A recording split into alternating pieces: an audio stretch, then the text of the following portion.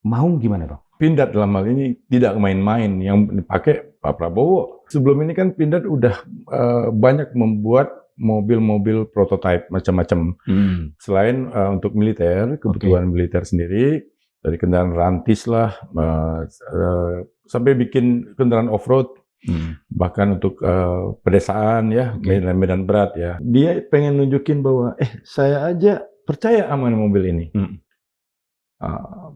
Saya bangga sama mobil ini. Kalau Pak Prabowo mau kan Pak Prabowo bisa pakai Mercedes atau BMW. Yang anti peluru lah, yang macam-macam lah, Maybach, bahkan Rolls Royce gitu. Tapi Pak Prabowo memilih mobil yang dibikin di Pindad gitu. Bang Halil melihat tidak bahwa ada aspek pencitraan pada Presiden Prabowo dalam penggunaan Maung ini? Enggak tuh, sama sekali enggak. Pak Prabowo itu tidak perlu achievement seperti itulah untuk memperkuat citranya. Dia udah kaya dari lahir. Dia mau buktikan apa lagi? Kalau SMK masuk kategori Mopnas, Bang? Beberapa teman pernah melihat, tapi cerita bentuknya mengingatkan kepada mobil tertentu di Cina. Lampu belakangnya mengingatkan kepada bentuk lampu belakang mobil merek Jepang. Terus ada yang cerita juga, mesinnya pakai mesin Fodai dari Cina, yang model ini pakai mesin limbah Timor zaman dulu itu, yang udah 25 tahun. Kalau kalangan industri otomotif nasional, bagaimana sejauh yang Bang Halil tahu nih terkait SMK ini? Nah, mereka nggak anggap itu ya, dianggap nggak ada sama mereka. Dianggap nggak ada? Nah iya itu, ya karena itu gaib dong Bang kalau dianggap nggak ada, Bang. Ada anak muda di Solo menggugat SMK karena dianggap wan prestasi. Udah pesen kok nggak datang-datang barangnya. Lah iya itu dia, kan jadi scam gitu, kan skandal jadinya.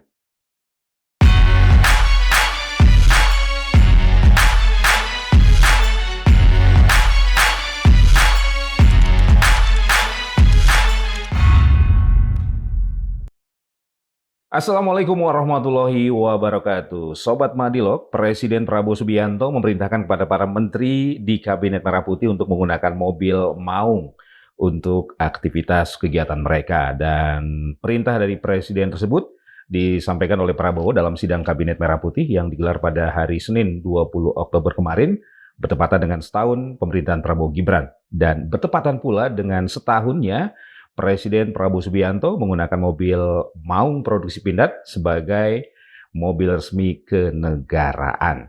Tentu ada semangat yang ingin disampaikan oleh Presiden Prabowo dari perintah tersebut terkait dengan membangun industri otomotif nasional atau mobil nasional. Nah, terkait dengan mobil nasional, Sobat Madilog, kita tentu ingat dengan mobil SMK yang sangat dibangga-banggakan oleh Joko Widodo saat menjabat sebagai presiden. Apa kabarnya SMK hari ini?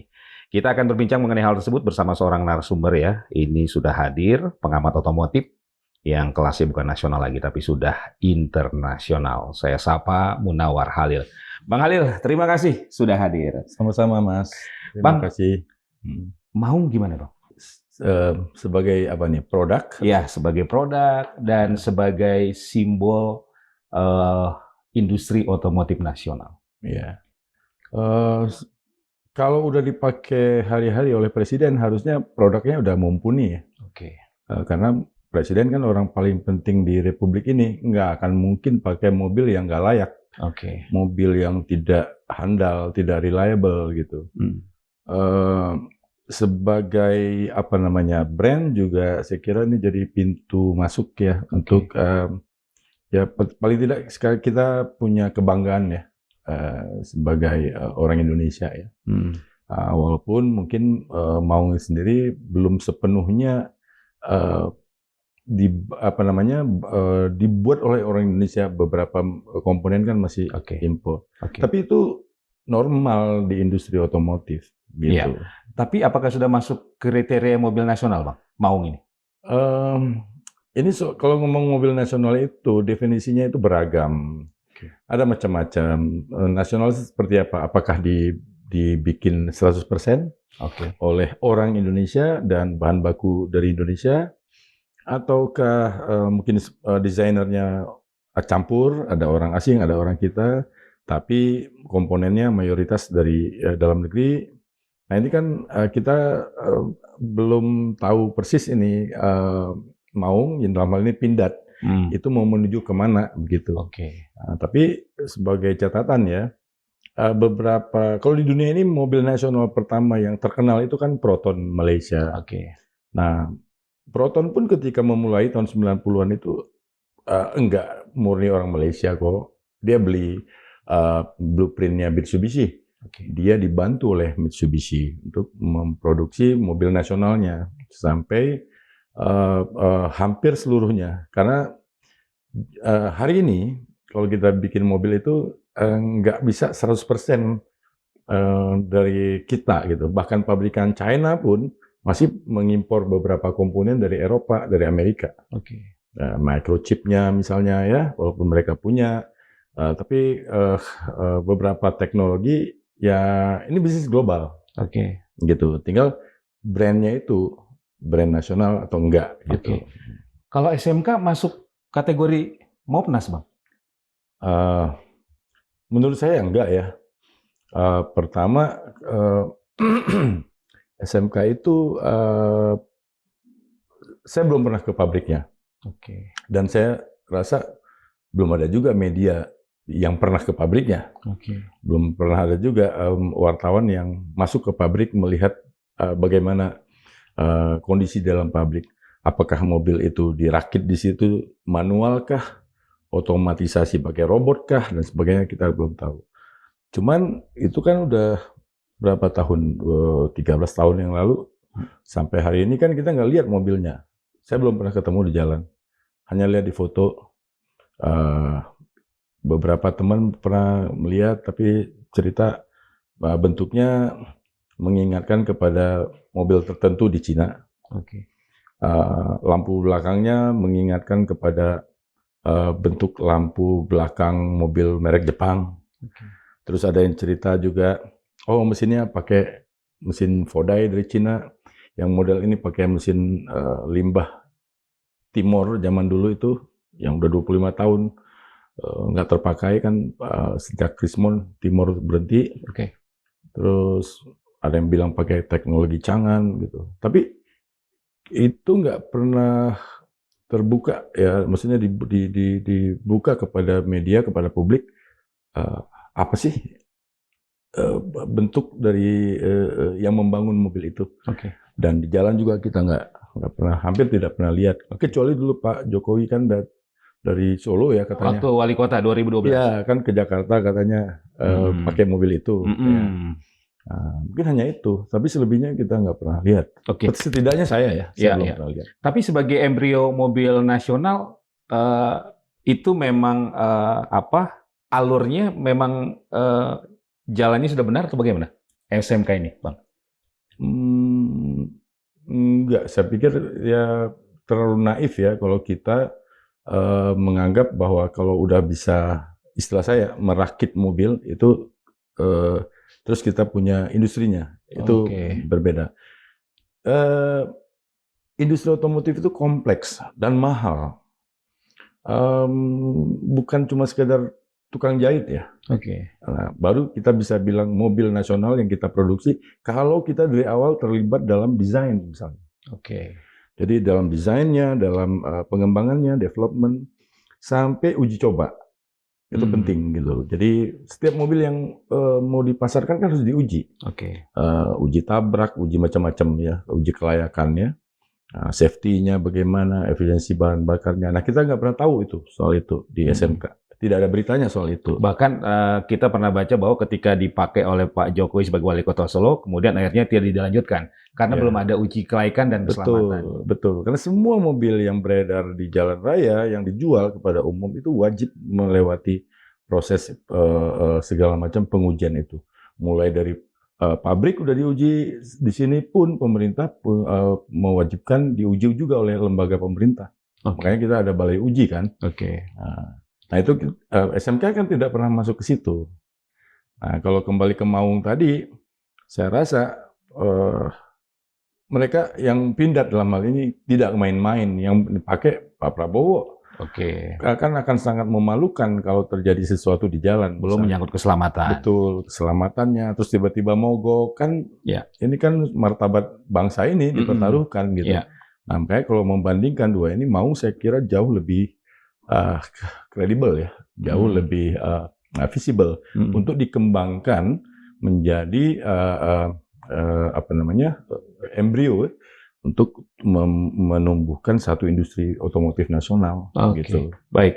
Nah. Jadi bukan semacam proyek ujuk-ujuk begitu Bang ya?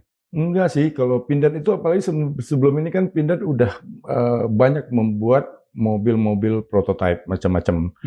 Selain untuk militer, kebutuhan militer sendiri, dari kendaraan rantis lah, sampai bikin kendaraan off-road, bahkan untuk pedesaan ya, medan berat ya. Artinya secara kualifikasi teknis, Pindad itu mampu.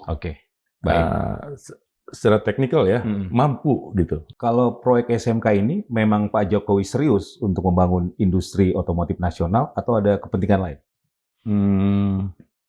Saya kok nggak melihat ada keseriusan di situ ya.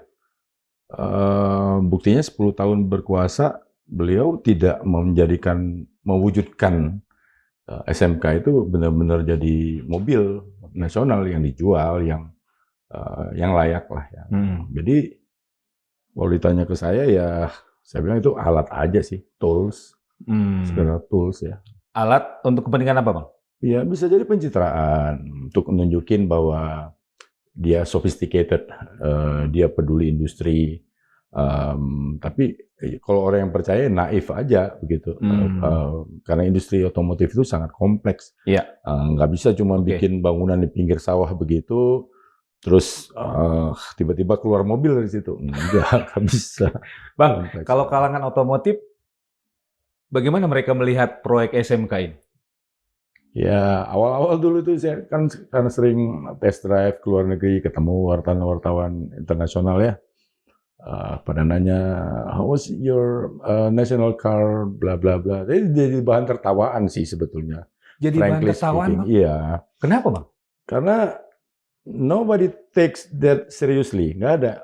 Di luar tuh orang nggak ada yang anggap itu serius. Makanya kita juga orang-orang otomotif, kita nggak pernah anggap serius itu SMK. Itu dagelan menurut kita. Dagelan. Itu dagelan. Lucu-lucuan. Lucu-lucuan itu ya saya nggak bisa bikin mobil, tapi saya ngerti proses pembuatan mobil gitu. Dan tidak sesederhana yang diperlihatkan itu. Gitu. Jadi saya nggak melihat ada seriusnya di situ. Tapi kalau kita bicara sebagai sebuah titik awal, memang tidak begitu juga mulainya harusnya. Enggak sih, dari awal itu nggak lebih saya lihat ya, maaf. Ya kayak bengkel karoseri atau bengkel modifikasi aja. Itu berbeda dengan industri, jauh sekali itu. Kita nggak pernah tahu R&D-nya kan. Ya. Jadi kan cuma ada mobil apa, sasisnya apa, tempelin mesin ini, bikin bodinya begini, tempel lampu dari merek lain, jadi comot sana, comot sini jadi mobil. Kemudian diklaim. Mau diklaim mobil nasional, ya nggak bisa dong. Harusnya kan kalau mobil memang bikin sendiri, ya desain dari awal, from the scratch. Gitu loh. Bahwa nggak bisa 100% kita yang bikin, itu jamak, itu lumrah gitu. Bahkan Mercedes pun, bahkan Toyota pun, tidak 100% mereka bikin sendiri kok. Gitu, jadi ada komponen-komponen yang di-outsource. Gitu. Kalau kalangan industri otomotif nasional, bagaimana sejauh yang Bang Khalil tahu nih terkait SMK ini? Nah, mereka nggak anggap itu ya, dianggap nggak ada sama mereka. Dianggap nggak ada? Nah iya itu, ya karena itu gaib dong Bang kalau dianggap nggak ada Bang. Ya maksud saya dari awal itu juga orang tahu, ini cuma lucu-lucuan aja. Jadi nothing serius. Jadi industri itu tidak pernah memperhitungkan SMK dari awal. Dari awal pun tidak ada yang merasa akan terganggu, akan terancam, akan berkompetisi misalnya karena ini mereka enggak. Makanya nggak ada yang ngambil serius soal itu. Kalau orang waras menganggap itu ya dagelan gitu. Ya, Bang, dampaknya apa terhadap industri otomotif nasional kehadiran SMK ini? Dampak positifnya sih nggak ada ya. Maaf, sorry to say ya. Nggak ada. Negatifnya malah ada. Itu juga bisa sedikit banyak mempengaruhi kepada kepercayaan publik gitu. Jadi besok-besok kalau ada orang yang serius pengen bikin mobil nasional, orang udah males duluan ya. Image-nya sudah negatif. Ya, ini jadi scam lagi nih. Ini gitu loh. Iya. Konyol-konyolan lagi gitu. Itu jeleknya gitu. Padahal Indonesia ini orang-orang kita tuh hebat-hebat ya. Jago di kawasan Asia Tenggara, yang negara yang paling berpengalaman di otomotif di Indonesia, Mas. Kita punya sejarah panjang, Bang. Panjang, kita paling panjang. Thailand baru mulai kenal otomotif itu tahun 60-an. Oke. Sekarang mereka leading ya. Kita itu dari tahun 27, Mas. 1927. Iya, di Tanjung Priok itu kita udah ngerakit mobil Chevrolet. Itu zaman kolonial gitu. Nah, jadi mobil itu bukan hal baru buat orang Indonesia gitu. Jadi cuma kan ironis karena kok kita kasarnya jadi pasar aja ya. Kita hanya tampung dari luar, kita jadi market gitu. Padahal secara teknis kita mampu loh bikin sendiri. Artinya gitu. memang kalau kita mengklaim sebagai karya anak bangsa, kita punya kemampuan itu. Tapi caranya harus benar. Caranya harus benar. Ada contoh lagi. Saya ingat sekali, Bakri dulu pernah mencoba merintis tahun 90-an. Tapi ya sayang ya, kita kena krismon ya. Mereka tuh Bakri sempat kirim beberapa anak-anak muda terbaik Indonesia belajar ke Inggris. Belajar mendesain mobil, belajar proses mata rantai pembuatan mobil kayak apa sih. Jadi bukan sekadar tukang rakit, tukang karoseri, enggak. Belajar secara serius gitu, untuk industri gitu. Nah, cuman kan kena krismon ya. Nah, itu kan nggak ada yang mengharapkan itu terjadi. Nah, jadi secara teknis kita mampu sebetulnya. Orang-orang terbaik kita itu banyak gitu, yang mampu gitu. Tinggal bagaimana step-stepnya itu, Bang ya? Betul. Step awalnya. Karena ini ekosistemnya sangat besar sekali, Bang ya? Iya, dan ekosistem otomotif kita udah terbentuk sebetulnya. Jadi kayak pabrikan besar ya, seperti Toyota misalnya, Honda, terutama yang Jepang-Jepang yang kan di sini mereka udah 50-60 tahun. Jadi mereka juga udah punya rantai produksi ya. Supply chain-nya udah jelas. Supplier ini, vendor ini udah banyak gitu. Yang ada yang supply jok lah, ada yang supply baut ini. Kan ada ribuan komponen di mobil itu. Baik. Jadi kalau memang ingin serius membangun industri otomotif nasional, memang harus dipersiapkan secara matang. Betul. Bukan ujuk-ujuk ada klaim ini, ada produk, kemudian baru dibangun pabriknya. Iya, begitu. Jadi jangan membodohin konsumen lah. Konsumen juga tahu. Apalagi hari gini orang tinggal Google, Mas. Ini mobil apa sih basicnya? Ini lampu belakangnya kok mirip anu ya? Gitu. Jadi originalitas itu harus ada. Baru kita bisa bilang itu mobil produksi sendiri. Karya kita. Gitu. Kalau untuk misalnya kita flashback ke belakang, untuk tahun 90-an ada proyek mobil nasional Timor, apa bedanya dengan SMK? Beda. Timor tuh waktu itu, sebenarnya niat Pak Harto waktu itu kan maunya alih teknologi. Gitu. Jadi ini gosipnya zaman dulu ya. Dari Korea ya? Dari Korea. Karena Pak Harto waktu itu pengen gunakan, ini istilahnya, ini pengen menjewer telinga pabrikan Jepang lah. Waktu itu kan janjinya mau alih teknologi, kok lama gitu. Pak Harto ambil jalan pintas. Ambil tuh dari Kia kan, Korea. Udah bawa ke sini, rebrand, jadi brand Timor. Mungkin niatnya benar, tapi kan terhadang oleh WTO kan kita. Kita di-ban oleh WTO, dianggap persaingan yang tidak fair, segala macam gitu. Tapi kalau itu terus berjalan waktu itu, mungkin ceritanya akan berbeda. Nah, kalau Bang Halil melihatnya ini masalah will, Bang ya? Artinya istilahnya itu niat atau arahnya mau kemana? Betul. Era Pak Harto ada Timor, era Pak Jokowi ada SMK, sekarang ada Pak Prabowo, ada Maung begitu. Nah, Bang Halil melihat will dari tiga pemimpin ini seperti apa? Kalau Pak Prabowo saya belum tahu persis ya seperti apa. Karena kemarin kita baca Pak Prabowo akan mempersiapkan 3 tahun ke depan ini. Ya, itu saya baca. Karena dalam 3 tahun kita akan punya mobil nasional. Nah, asumsi saya karena hari ini beliau menggunakan Maung produksi Pindad, maka yang akan jadi basis produksi nanti di Pindad, kan begitu. Nah, infrastrukturnya sudah ada, walaupun mungkin masih terbatas, mungkin harus ditambah atau diperluas lagi. Tapi setidaknya Pak Prabowo itu tidak mulai dari nol. Dan Maung itu Pindad dalam hal ini sudah berpengalaman, Mas, bikin mobil ya, walaupun bukan mobil komersial, bukan passenger car, tapi penggunaan khusus kayak militer.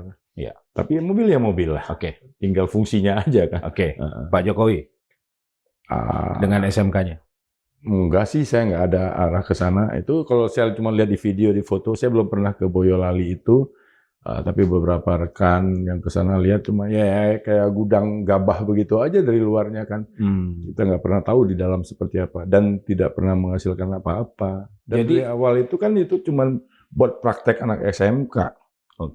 Jadi semangat dan kepentingan dari pemimpin itu sangat penting ya. Betul. Untuk menentukan arah industri apa. Iya.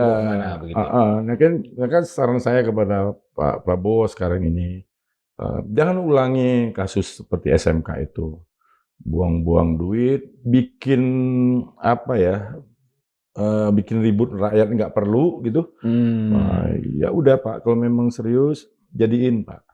Ya apa namanya, pasar kita luas kok, besar potensinya. Bang Khalil, seringkali kan masyarakat kita ini terbuai dengan label nasionalisme. Ada suatu produk, misalnya kita bicara otomotif, misalnya mobil nasional kan sering itu yang dibangkitkan kan, girohnya lah ya. Ini mobil nasional sehingga masyarakat tuh terpukau, ada rasa bangga. Nah, Bang Khalil melihatnya harusnya seperti apa industri otomotif ini? Jadi, nah makanya nih, saya berharap kalau Pak Prabowo pengen menjadikan Maung atau apapun jadi mobil nasional, itu niatnya itu bukan sekadar nasionalisme, tapi benar-benar membangun industri. Karena pasar itu kejam. Pasar itu nggak kenal bendera, Mas. Hari ini, semua orang tergila-gila dengan mobil murah dari Cina. Jadi, makanya pabrikan-pabrikan yang Jepang juga mungkin sedikit terganggu gitu. Intinya apa? Konsumen itu hanya melihat produk dan terjangkau apa enggak. Jadi kalaupun misalnya kita jual nasionalisme tapi produknya tidak mensupport, tidak menarik dan harganya mungkin mahal, ya orang juga nggak akan beli gitu. Nasionalisme satu hal, tapi kemampuan dan keinginan konsumen itu berbeda. Gitu. Baik. Dan Bang Khalil melihat itu yang dimainkan di proyek SMK ini. SMK itu nggak ke situ arahnya. Saya lebih melihat itu memainkan emosi dan nasionalisme semu ya, palsu gitu. Jadi cuma mau bilang, kita mampu loh bikin mobil. Ya, tapi kalau buat kelas menengah yang terdidik, kita tertawa melihat itu. Nggak seperti itu bikin mobil gitu. Nah, tapi kalau kayak Maung kan kita dari awal tahu juga background-nya Pindad pernah bikin ini. Jadi track record-nya Pindad itu lebih meyakinkan untuk melahirkan sebuah produk otomotif nasional. Maksud saya itu, gitu. Yang dalam skala industri ya. Bukan sekadar bikin tadi karoseri atau modifikasi. Jadi kebijakan mobil nasional itu harus berangkat dari mana, Bang Khalil? Kalau saya ditanya seperti itu, jawabnya adalah satu, benar-benar niatnya meningkatkan industri dan perekonomian Indonesia. Itu dulu. Makanya mobil nasional itu harus bisa meraih bukan hanya hati masyarakat, tapi juga mampu dibeli. Jadi desainnya harus bagus, build quality-nya juga harus bagus, terjangkau, harga harus terjangkau gitu, dan kompetitif ya gitu. Nah, jadi ke situ harusnya arahnya gitu.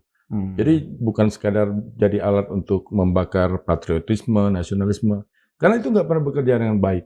Maksudnya bukan untuk pencitraan? Bukan pencitraan, tentu saja. Kita lihat Malaysia lah, Proton. Proton itu 20 tahun lebih itu disubsidi oleh negara. Jadi harga lebih murah dan sebagainya. Tapi akhirnya negara nggak kuat. Akhirnya dilepas. Dan sekarang mereka bersaing dengan Fed dan lain-lain. Nah, Proton itu menurut saya kehilangan momentum. Harusnya ketika dia disubsidi, diproteksi oleh negara, dia mengejar ketertinggalan. Jadi pada suatu saat proteksi itu dicabut atau subsidi itu dicabut, produk-produk dia itu udah benar-benar bisa bersaing dengan produk yang lebih mapan gitu. Nah, kita belajar dari kasus kegagalan Proton itu harusnya di situ. Nah, jadi kalau besok Maung atau apapun mereknya pengen jadiin begitu, ya oke, ada proteksi, oke ada subsidi dengan alasan misalnya TKDN ya, komponen dalam negeri segala macam. Tapi industri itu harus benar-benar memacu diri supaya bisa bersaing secara fair nantinya. Gitu. Proton itu kalau kita bercermin dari Malaysia itu memang niat awalnya atau tujuannya adalah untuk membangun industri otomotif Malaysia begitu ya. Maksud saya gini, itu terlepas dari kepentingan Perdana Menteri Malaysia yang berkuasa saat itu atau bagaimana menurut Bang Khalil? Enggak, waktu itu Mahathir Mohamad kan sangat powerful. Dia kan kayak Pak Harto zaman dulu ya, kita gitu. Ada mungkin ego pribadinya Tun Mahathir di situ. Pengen punya legacy lah. Iya, legacy dan membawa Malaysia adalah negara negara mungkin kedua setelah Singapura yang masuk ke level negara maju di Asia Tenggara. Salah satunya lewat industri otomotif. Cuman Tun Mahathir lupa bahwa populasi Malaysia itu terlalu kecil untuk menyerap satu brand. Jadi nilai keekonomian dari industri itu agak struggling gitu. Dengan penduduknya nggak sampai waktu itu, nggak sampai berapa, 50 juta nggak sampai. Nah, jadi sementara wilayahnya juga terbatas. Jadi dia harus bertarung ekspor. Ingat kan dulu ekspor ke sini juga. Tapi sebagai mau penasnya Malaysia waktu itu mereka memulai dari starting yang benar lah. Benar. Atau tiba-tiba ada produk yang didatangkan kemudian diklaim. Enggak. Ini yang menarik dari. Nah, kita yang harus ditiru dari Proton itu ini biasa di dunia industri ya. Hyundai juga melakukan seperti itu. Bahkan Toyota pun melakukan seperti itu. Contoh ya, Proton waktu itu tahun 90-an dia bekerja sama Mitsubishi. Jadi dia jadi santrinya Mitsubishi deh. Dia bayar magang ya, dia beli blueprint ini ya, dia dibantu oleh Mitsubishi sampai mereka mandiri. Gitu. Nah, Toyota dulu juga belajar itu dari Ford. Jadi nggak ada tuh yang tumbuh sendiri kecuali yang generasi perintisnya ya, Mercedes, Ford, bahkan Chevrolet juga.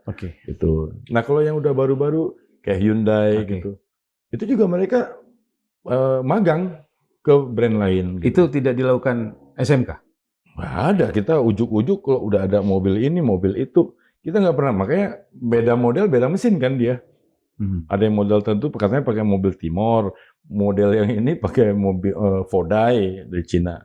Gitu. Jadi, nah lihat industri Cina. Industri Cina itu masih muda. Cina itu baru benar-benar bisa bikin mobil yang proper ya.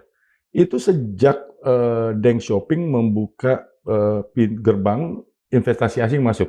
Tahun 91-92 lah setelah peristiwa Tiananmen. Nah, pabrikan pertama yang masuk dan investasi di Cina itu adalah VW Group.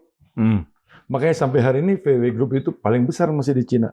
Nah, dari VW Group ini akhirnya pemerintah Cina tuh belajar. Jadi VW Group itu yang membantu. Sekarang di Cina ada 200 merek, bayangin. Hampir setiap provinsi punya merek sendiri. Dan BUMN dan BUMD-nya pun bikin mobil. Itu semuanya diawali dari VW Group ini. Di tahun 92-93 itu.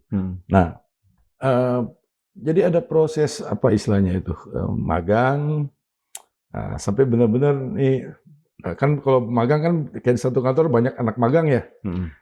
Jadi selesai magang, kerja sendiri, ini kerja sendiri, gitu. Alurnya sudah benar ya? Betul. Jadi ada proses awal ya. Dari sejarah otomotif kita berarti Bang Khalil bahwa berbahaya juga ya kalau misalnya sebuah industri dijadikan komoditas politik ya. Untuk entah untuk pencitraan atau misalnya kepentingan sesaat. Ya faktanya begitu, ada aja. Tapi yang lama-lama kan masyarakat kita pintar, Mas. Lama-lama masyarakat kita itu juga belajar. Mereka juga nggak akan tertipu lagi, gitu. Nah, makanya lagi-lagi saya berharap, benar-benar berharap kepada Pak Prabowo kali ini, kalau memang ingin menjadikan mobil nasional, please Pak, bersungguh-sungguh. Nggak apa-apa kok, jangan malu kita magang sama pabrikan lain gitu. Nggak apa-apa, dari Jerman kek, dari Korea, dari Jepang, dari manapun, nggak masalah. Tapi ya kita memang harus belajar. Karena selama ini kita kan cuma jadi pasar ya. Nah, jadi nggak masalah sampai kita benar-benar mampu membuat sendiri gitu. Sampai kita bisa klaim, ini punya saya. Ini saya yang bikin gitu. Awal-awal belajar, no problem. Yang penting prosesnya benar itu ya? Betul, alurnya nih. Alurnya, Nah itu tidak dilakukan oleh SMK dan itu akan menjadi catatan kelam industri otomotif kita menurut Bang Halil? Iya sih, itu jadi skandal menurut saya ya. Skandal? Skandal lah. Skandalnya di mana Bang Halil? Ya skandal, itu one hit wonder, sekali muncul orang yang mengendorse udah meraih sesuatu kan ditinggal dia. Udah nggak dianggap lagi kan. Tadinya mungkin menggunakan SMK untuk bisa jadi pencitraan atau apa. Tapi setelah jadi kan nggak jadi apa-apa juga itu barang. SMK-nya kan nggak diterusin. Artinya dari awal memang tidak serius. Meskipun ada pabrik ya, itu nggak jaminan? Ya, buktinya sampai hari ini nggak ada produknya. Sampai hari ini, saya sebagai wartawan otomotif, alhamdulillah udah 35 tahun. Belum pernah sekalipun saya dapat undangan test drive gitu. Iya. Pengen ngundang media untuk coba lah misalnya. Nggak pernah kita, nggak pernah dapat. Gitu. Artinya nggak serius dong. Sementara semua pabrikan yang masuk ke sini, Saban mau launching mobil, pasti ngasih tahu ke media. Ini loh produk kita. Kita review, kita lihat, kita komparasi. Gitu. Kalau skandal berarti ada yang bermasalah, ada yang disembunyikan? Biasanya sih begitu ya. Namanya skandal. Pasti akan orang berupaya untuk nutup-nutupi.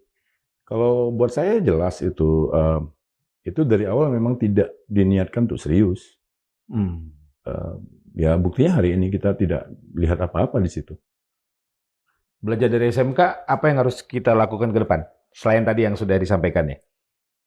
Artinya terutama untuk masyarakat, tadi kan Bang Halil menyampaikan ya, agar masyarakat lebih cerdas, tidak gampang. Jangan gampang percaya gitu. Atau orang Jawa jangan gampang gumun ya. Iya, ojo gumunan ya.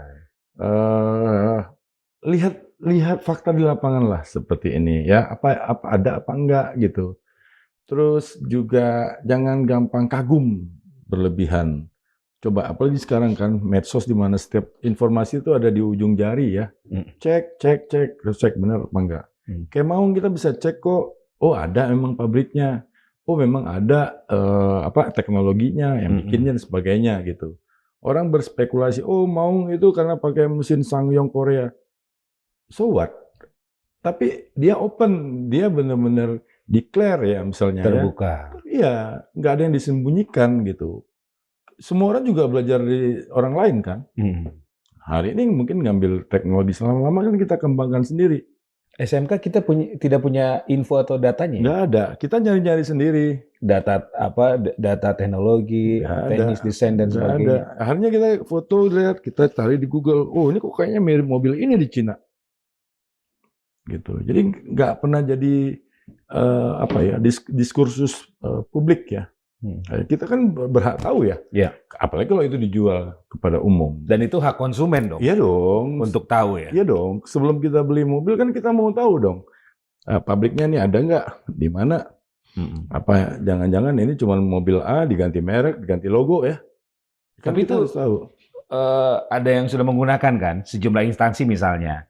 Bahkan ada beberapa individu saya baca juga. Bahkan kemarin kan ada pemberitaan juga tuh, ada anak muda di Solo menggugat SMK karena dianggap wan prestasi. Udah pesen kok nggak datang-datang barangnya. Lah iya itu dia, kan jadi scam gitu. Kan skandal jadinya. Ya masa orang udah pesen, udah janjiin, kita nggak bikin gitu. Nah, industri jangan main-main lah seperti itu. Nah, sekarang mobil kita beli mobil baru inden janji 2 bulan aja nggak datang kita kejar gimana? Ini apel bertahun-tahun kan, nggak serius banget itu, gitu loh. Nah, jadi harus serius lah gitu. Nah, saya kalau Pak Prabowo bilang mau dipakai menteri bagus, itu bisa jadi apa ya, barang contoh ya. Orang bisa lihat, oh samplingnya nih, oh menteri aja pakai. Berarti reliable. Karena orang pinter, orang penting seperti menteri, nggak akan mungkin pakai barang busuk, sekadar buat pencitraan. Kalau mogok di jalan lebih hancur citranya. Ya dong.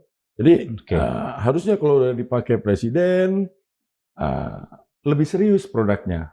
Gitu. Jadi orang juga melihat, oh presiden aja pakai. Ya kalau napa-napa presiden mogok di jalan kan berabe itu. Udah setahun lebih, Mas. Iya. Pas tahun lah ya, semenjak dilantik kan. Dulu malah kan mobilnya Pak SBY ya, Mercy S-Class yang mogok ya. Oh iya, Nah, jadi apa ya, kalau produknya itu reliable, harusnya konsumen melihat itu kok. Orang melihat itu, jadi nggak perlu jual kecap. Nomor satu. Ya, kalau produk bagus dan terbukti, orang beli.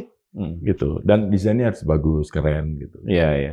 Untuk tetap menjaga semangat anak-anak muda nih bahwa kita bisa kok gini lah. Artinya kan tadi kan menyinggung soal SMK, ini juga berdampak juga kan kepada masyarakat. Dibilang skandal atau misalnya agak tertipu begitu kan. Tapi kan anak-anak muda harus tetap dijaga nih semangatnya bahwa mereka punya masa depan yang cerah kan. Apalagi kalau kita bicara karya anak bangsa, kita sebenarnya mampu kalau melihat sejarah otomotif kita. Sangat mampu. Bang Khalil. Kita sangat mampu. Tinggal kita butuh satu inisiator yang kuat. Dalam hal ini begini, ada 2 cara untuk mewujudkan mobil nasional. Menurut saya ya. Pertama, yang diinisiasi oleh pemerintah, boleh aja. Seperti Proton misalnya. Cuman campur tangan pemerintah itu mungkin awalnya aja. Selebihnya, kalau diproteksi itu terus, dia nggak bisa tumbuh. Kalau dimanjain terus, samalah kayak kita. Karena pasar kejam dari itu. Pasar tuh kejam. Dia nggak peduli itu dari negara mana. Kalau dia bagus, dan reliable, dan terjangkau, dia beli. Gitu.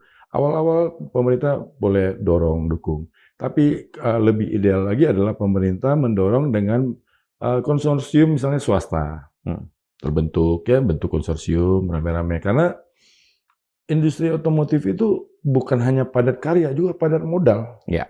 Duitnya gede, nggak main-main, bisa ratusan triliun.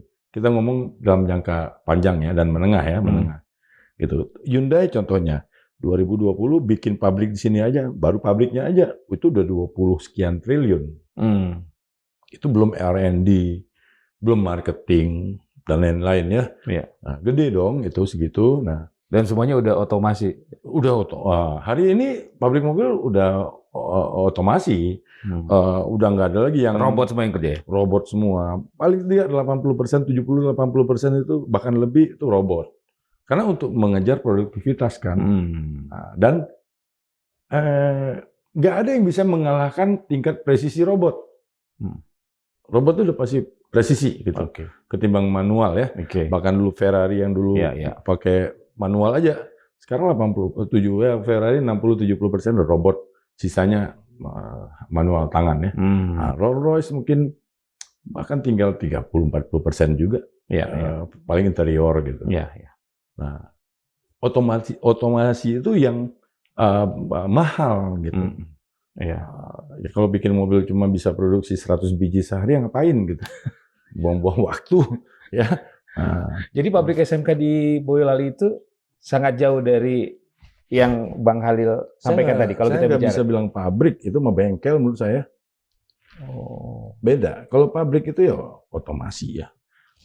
Ada apa istilahnya, line production line-nya jelas. Ini kan apa bedanya sama bengkel karoseri? Gitu loh. Kalau produksinya cuma hitungan berapa per hari gitu, itu bukan skala industri.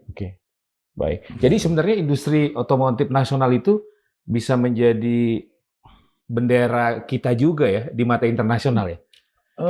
Jadi harusnya jangan main-main ya. Makanya kalau udah memulai ke sana jangan main-main, karena pertaruhannya berat gitu. Karena tadi kalau cerita Bang Khalil justru ketika proyek SMK ini ramai menjadi bahan tertawaan kalangan otomotif. Iya, saya ketemu teman-teman di luar ya, kalau lagi test drive, ketemu, gimana itu mobil nasional lo? Dia ini gambarnya begini. Dan mereka tertawa-tawa. Saya juga, aduh, ini kita lagi nyoba Porsche, tapi yang muncul nih mobil kok kenapa begini ya? Gitu. Jadi enggak niat ya, gitu. Yang mbok ya desainnya yang bagus. Dan yang penting orisinil. Mau orang boleh bilang, mobilnya jelek, kuno, dan sebagainya, desainnya. Tapi itu orisinil. Dan itu cuma soal waktu kok. Lama-lama desainnya akan menyesuaikan diri. Gitu. Kalau kita lihat Maung hari ini, itu mengingatkan kita kepada beberapa merek mobil saya usah nggak sebut, mungkin 5-10 tahun yang lalu. It's okay. Gak apa-apa.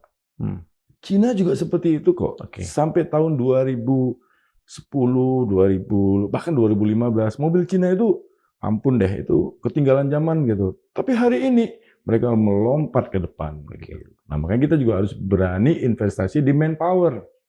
Jangan takut, misalnya kirim anak-anak muda terbaik kita itu sekolah ke Pasadena, ada sekolah desain mobil ya, kirim ke Eropa, magang di Lamborghini, magang di VW. Ya, gunakan misalnya LPDP ya, bisa. Kita sekolahin anak-anak itu, pulang, ya biar mereka berkarya di sini. Jadi itu menurut saya lebih penting gitu, ketimbang kita instan gaya SMK, ambil mobil yang udah ada dari mana, ganti logo, yang nggak begitulah. Nah, jadi from the scratch lah. Jadi memang pembangunan atau upaya untuk menumbuhkan industri otomotif nasional ini sangat penting karena pasar kita gede banget ya. Gede. Kita tuh rasio kepemilikan mobil kita juga masih rendah. Penduduk 280 juta. Kita itu jualan mobil masih di bawah 1 juta. Harusnya kita jualannya udah mungkin per tahun ya, udah di atas 2,5-3 juta. Jadi makanya kan semua orang pengen masuk ke sini. Dari Cina, dari Jepang, semuanya pengen masuk ke sini karena potensi pasarnya yang besar gitu.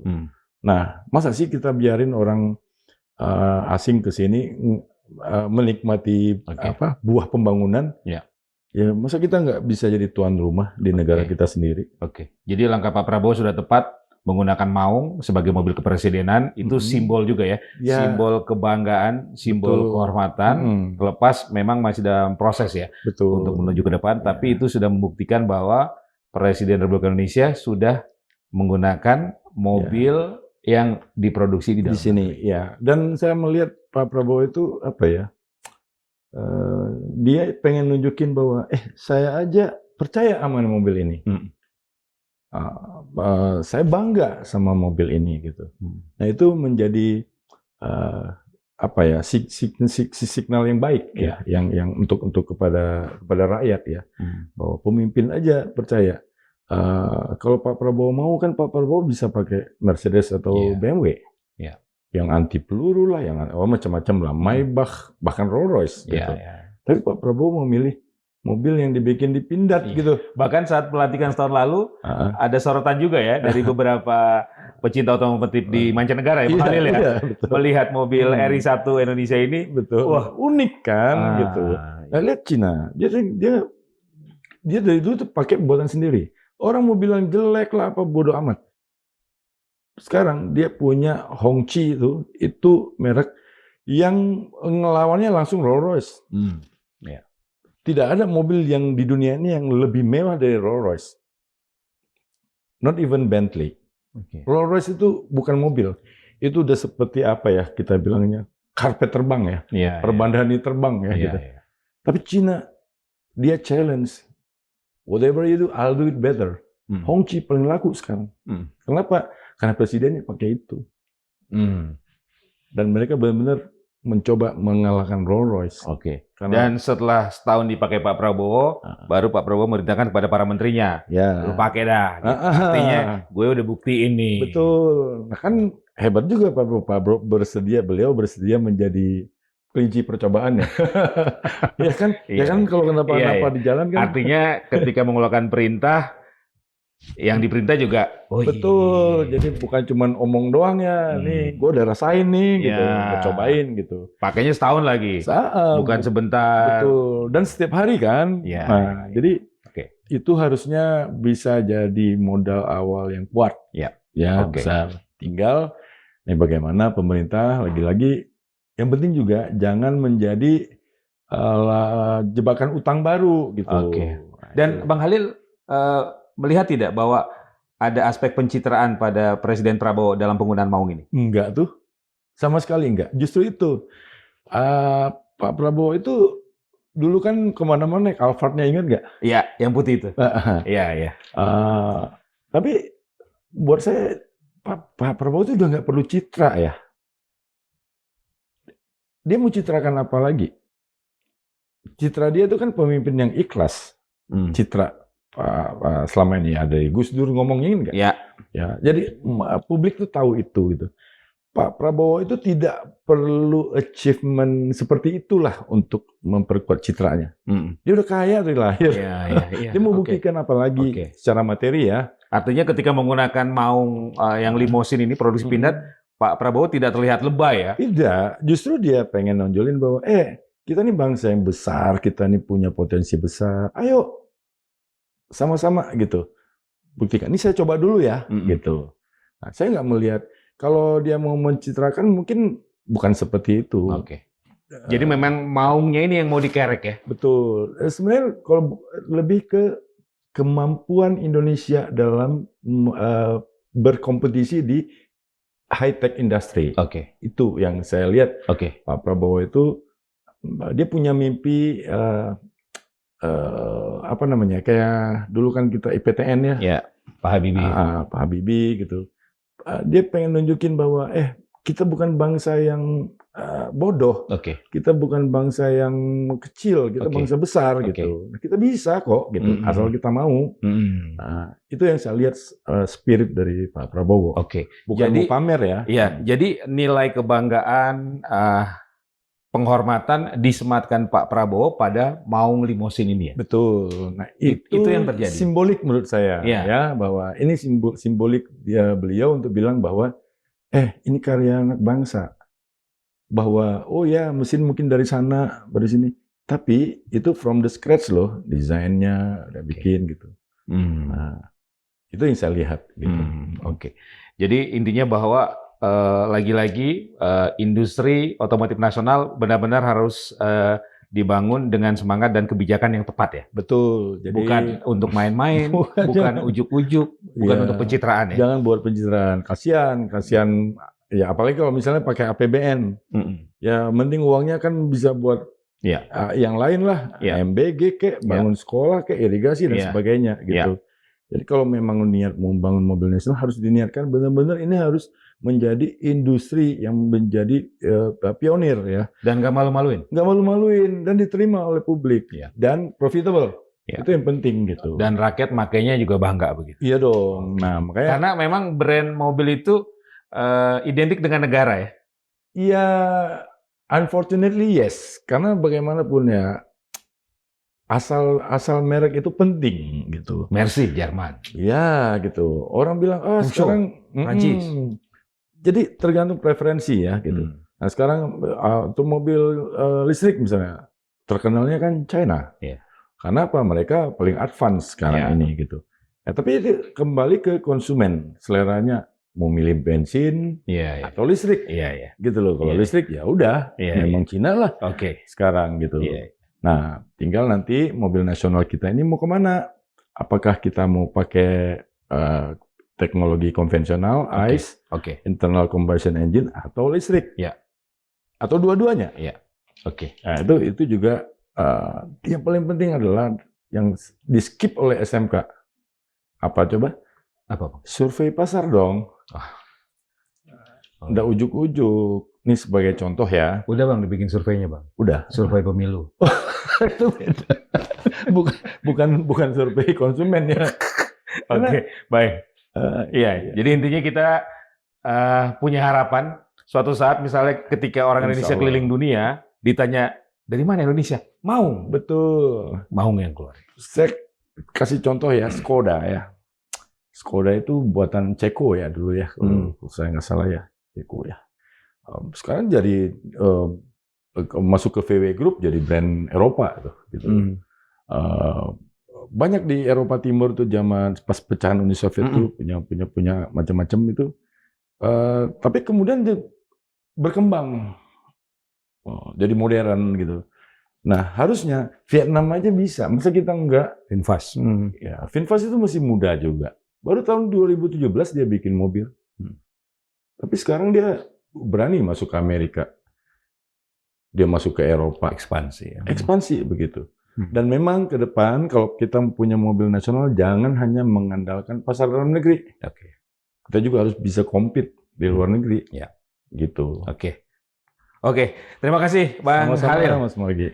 Sobat Modilog, itu tadi perbincangan saya bersama Bang Munawar Halil, pengamat otomotif yang memang sudah kelas dunia ya, karena tahu banget jeroan otomotif, baik skala nasional maupun di mancanegara. Semoga bermanfaat ya terkait apa yang sudah disampaikan tadi mengenai industri otomotif nasional, entah itu Maung, SMK, tadi kita juga singgung sedikit, ada proyek Mopnas Timur ya di era Pak Harto. Dan sekali lagi harapannya bahwa industri otomotif nasional dibangun atas dasar niat yang baik, tujuan yang baik untuk membangun sebuah industri yang rujukannya adalah kepentingan masyarakat dan juga kepentingan industri nasional, bukan untuk pencitraan atau untuk gaya-gayaan. Semoga bermanfaat. Saya Margi Sari pamit. Insya Allah kita jumpa lagi di episode berikutnya. Wassalamualaikum warahmatullahi wabarakatuh. Bang Halil, terima kasih. Sama-sama Mas.